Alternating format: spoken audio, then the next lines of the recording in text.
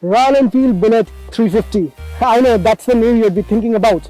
But today we have the most affordable Benelli out there, the Imperiale 400. Yes, the retro design, it goes with the engine. Today we are here to find out how it performs on road. I am Anirban, you're watching Times of India Auto. The design language is polarizing. If you are a modern classic fan, this bike would rank high among the crop of budget machines out there. The retro theme body carries two important design aspects: sturdy parts and ample use of chrome. Honestly, a lot of similarities in terms of design when you look it against the likes of Bullet 350. A round headlamp with halogen lamps flanked by a couple of indicators in chrome casket.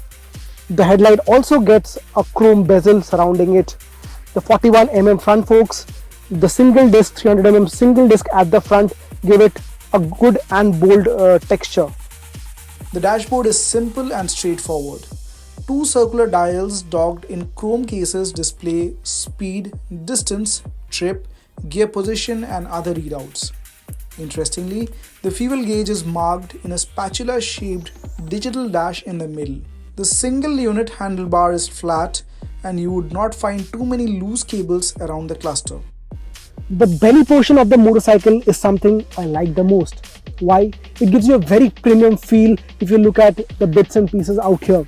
The naked engine compartment has two separate chrome cases on the exhaust. The ribbed pad on the fuel tank and the classic spring-loaded rider's seat exude a hint of premium feel.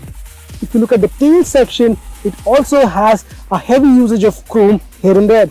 The tail lights are enclosed in chrome cases and even the brake light is in a chrome box. You get a massive sunny guard out here and the plastic and metal used to build the frame is top notch. I do not have any complaints whatsoever regarding the build quality.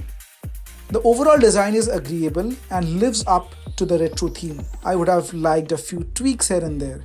Probably a fly screen, an optional bench seat or even some treatment to the dashboard.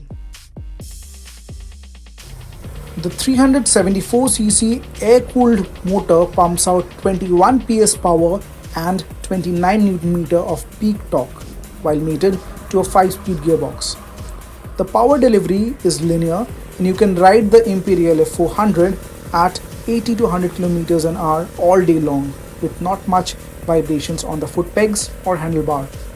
The refined motor performs the best in the mid-range, cutting off at around 8000 rpm. The Imperiale 400 gets a 12-litre fuel tank.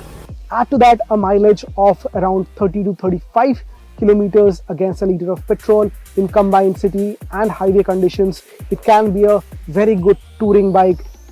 Speaking of top speed, you can push the bike to 130 kilometers an hour, which takes a fair bit of distance and time. In flesh, you'd be surprised to see how accessible the bike is. Thanks to the low 780mm seat height, 20mm shy of the direct rival Bullet 350, slinging your leg over the seat is effortless. That said, maneuvering the 203 kg bike in parking is somewhat tiring. The center set foot pegs and wide handlebars combined with extra cushiony perch to give an upright posture. The ride quality is not exactly plush. The 41mm front fork soaks bumper easily over the stiffly suspended preload adjustable rear. Thankfully, the 300mm disc up front and 240mm rear disc are ABS equipped and are very efficient with their braking duties.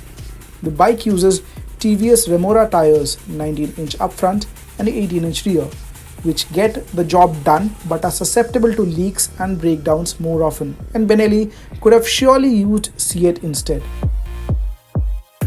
The Imperiale 400 is a very likable motorcycle, both by design and performance. While the bike ticks all the right boxes, the pricing has been spot on. Priced at Rs 1.69 lakhs ex-showroom, this one sits right between the 350 Bullet and the Bullet 500. While the arrival of Leoncino twins and now the Imperiale 400, Royal Enfield Bullet 350 gets a worthy rival, it's time for Benelli to ramp up its game, expand its dealership and service network.